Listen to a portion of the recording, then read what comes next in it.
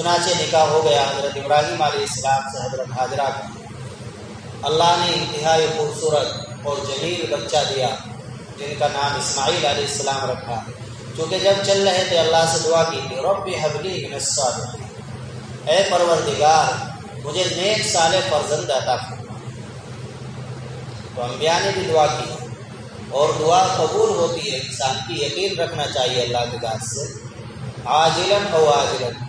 بعض دعائیں تو ایسی ہوتی ہے کہ انسان کی فوراً پوری ہو جاتی ہے جلدی، اور بعض دعائیں ایسی ہوتی ہے جو ذرا دیر سے پوری ہوتی ہے، لیکن انسان کو مایوس نہ ہونا چاہیے اور جلدی نہ مچانی چاہیے۔ اللہ کی ذات سے یقین رکھنا چاہیے کہ اللہ پاک دعا ضرور قبول کرے گا۔ یقین تو اللہ نے دعا قبول فرمائی، فبشرناہ بغلام حلیم، کہ ہم نے ان کو خوشخبری سنائی ایک ایسے لڑکے کی جو بہت حلیم المزاج، بردبار ہوگا، جو بڑی تکلیف مشقت کو برداشت کرنے والا ہوگا۔ وہ مشقت تھی ذبح والی مشقت، قربانی کی۔ تو حضرت ہاجرہ کے یہاں اللہ نے بیٹا دے دیا جن کا نام اسماعیل رکھا۔ اب جب حضرت ہاجرہ کے یہاں ولادت ہو گئی تو حضرت ہاجرہ جو چھوٹی بیوی تھی اور حضرت سارہ جو بڑی بیوی تھی، ان دونوں میں آپس میں کشیدگی رہنے لگی۔ حضرت سارہ کو بھی ندامت اور شرمندگی سے ہوتی کہ میں 50-60 سال سے شوہر کے ساتھ رہ رہی ہوں، میرے بچہ نہیں ہوا، اور ان کو جلدی ہی بچہ ہوگا، تو آپس میں کشیدگی رہتی۔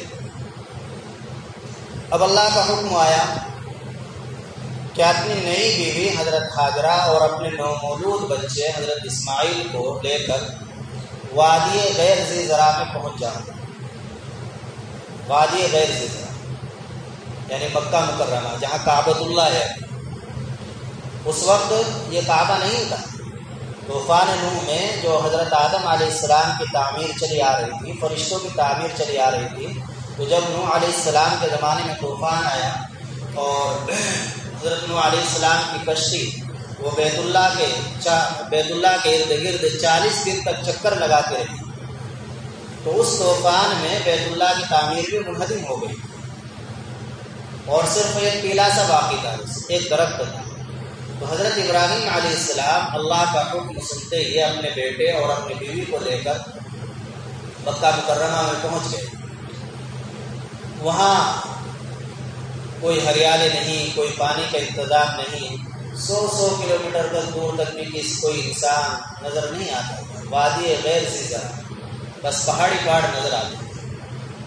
حضرت ابراہیم علیہ السلام نے اپنے بیٹے اور اپنی بیوی کو وہاں چھوڑا، پانی کا ایک مشکزہ دیا اور کھجور کی ایک تھیلی تھی وہ دے دی، اور واپس جانے لگے کہ اللہ تمہاری حفاظت کرے گا، اللہ تمہیں ضائع نہیں کرے گا۔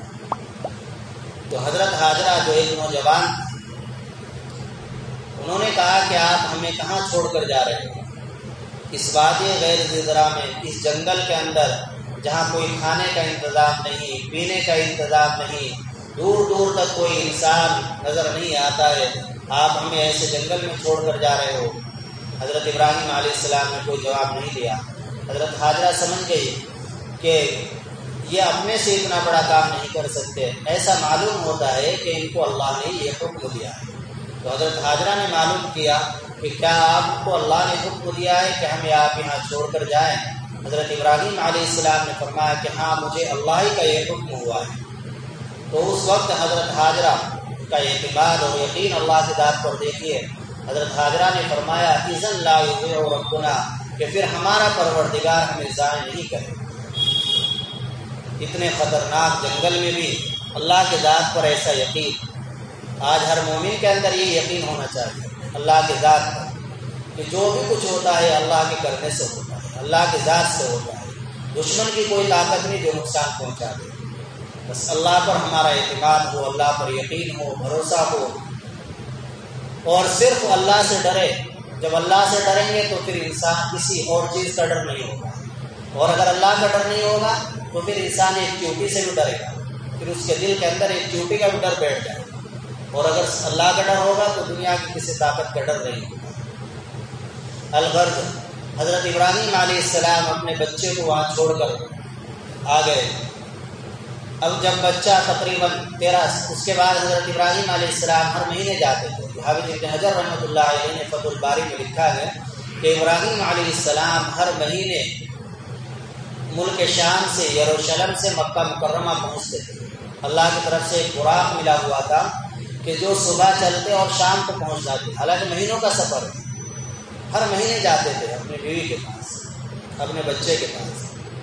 جب اسماعیل علیہ السلام بلوغ کے قریب لگ گئے، بالغ ہونے والے ہو گئے، بعض مفسرین نے لکھا 13 سال کی عمر ہو گئی تھی، اور بعض نے لکھا ہے کہ بالغ ہو چکے تھے، تو اب اللہ کی طرف سے ایک امتحان آیا۔ حضرت ابراہیم علیہ السلام کی بڑی آزمائشیں ہوئی ہے، وَإِذِ ابْتَلَىٰ إِبْرَاهِيمَ رَبُّهُ بِكَلِمَاتٍ، اللہ نے بڑے بڑے امتحان حضرت ابراہیم علیہ السلام کے لیے ہیں، لیکن ہر امتحان میں کامیاب ہوتے رہے، اعلیٰ درجے کی کامیابی ملی۔